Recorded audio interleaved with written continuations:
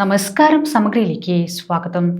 അമ്പലപ്പുഴ നിയുക്ത MLA G Sudhakaran പാണക്കാടെത്തി മുസ്ലിം league സംസ്ഥാന president Sadiq Ali തങ്ങളും PK കുഞ്ഞാലിക്കുട്ടിയുമായി കൂടിക്കാഴ്ച നടത്തി. തെരഞ്ഞെടുപ്പ് വിജയത്തിന് പിന്നാലെ മത, സാംസ്കാരിക, സാമൂഹ്യ മേഖലകളിലെ വിവിധ ആളുകളെ സന്ദർശിക്കുന്നതിന്റെ ഭാഗമായാണ് പാണക്കാടെത്തി മുസ്ലിം ലീഗ് സംസ്ഥാന പ്രസിഡന്റ് സാദിഖ് അലി ശിഹാബ് തങ്ങളെയും PK കുഞ്ഞാലിക്കുട്ടിയുമായും കൂടിക്കാഴ്ച നടത്തിയത്. പാണക്കാടെത്തിൽ സന്തോഷമുണ്ടെന്ന് ജി സുധാകരൻ പറഞ്ഞു.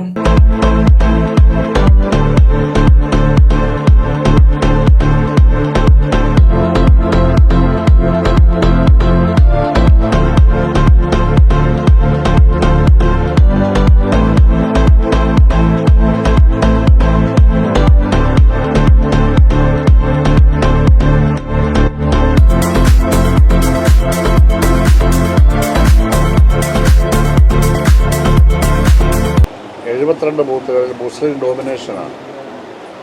95% മുതൽ 60% വരെ ഉള്ള അവിടെ മിക്കവാറും എല്ലാ ബൂത്തിലും എനിക്കായിരുന്നു മെജോറിറ്റി. മുന്നേ ഞാൻ മത്സരിക്കുമ്പോഴും 5-6 ബൂത്ത് വെച്ചെല്ലാം എനിക്ക് തന്നെ മെജോറിറ്റി കിട്ടിക്കൊടുത്തിട്ട് മിക്കവാറും എല്ലാ ബൂത്തിലും മെജോറിറ്റി കിട്ടി. അപ്പോൾ അതിൽ തങ്ങൾ കുടുംബത്തിൻ്റെ കുഞ്ഞാലിക്കുട്ടി സാഹിബിൻ്റെ ഇടപെടൽ വലിയൊരു സഹായമായി പറയേണ്ടതായിട്ട്.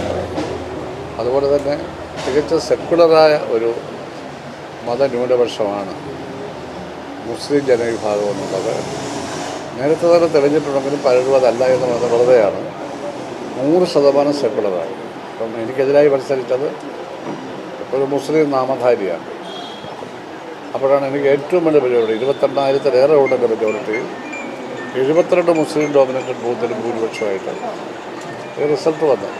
അപ്പോൾ അത് അമ്പലപ്പുഴയിലെ മാത്രമല്ല, കേരളമൊട്ടാകെ ഹൈലി സെക്കുലറായ ഒരു വിഭാഗമാണ് മുസ്ലിം ജനവിഭാഗം.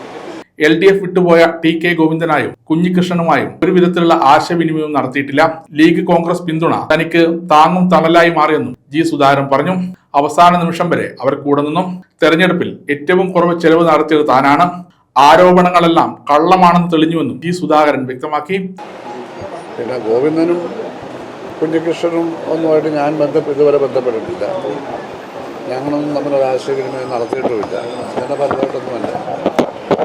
ഞാൻ കാൻഡിഡേറ്റ് പ്രഖ്യാപിക്കുമ്പോൾ ആരുടെയെങ്കിലും പിന്തുണ ഉണ്ടാകുമെന്ന പ്രതീക്ഷയില്ല. പക്ഷേ പെട്ടെന്ന് തന്നെ UDF കോൺഗ്രസ് മുസ്ലിം ലീഗ് പിന്തുണ പ്രഖ്യാപിച്ചു.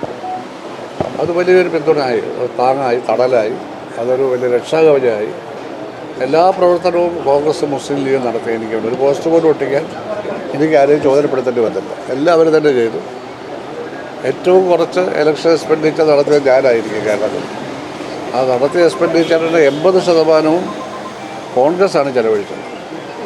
അവരാണത് ചെലവഴിച്ചത്. എനിക്ക് ചില ആളുകൾ കുറച്ച് പൈസ തരും. ഞാൻ ആരുടെയും ചോദിക്കാറില്ല. ഫണ്ട് ഞാൻ ചോദിക്കാറില്ല. ചോദിച്ചൊരു കാലത്തും ഞാൻ വാങ്ങാറില്ല. പക്ഷെ കുറച്ച് പൈസ കിട്ടും. ആ പൈസ ഞാൻ ഇലക്ഷൻ കമ്മിറ്റി ഏൽപ്പിച്ചു. സമഗ്ര ന്യൂസ് കണ്ണൂർ.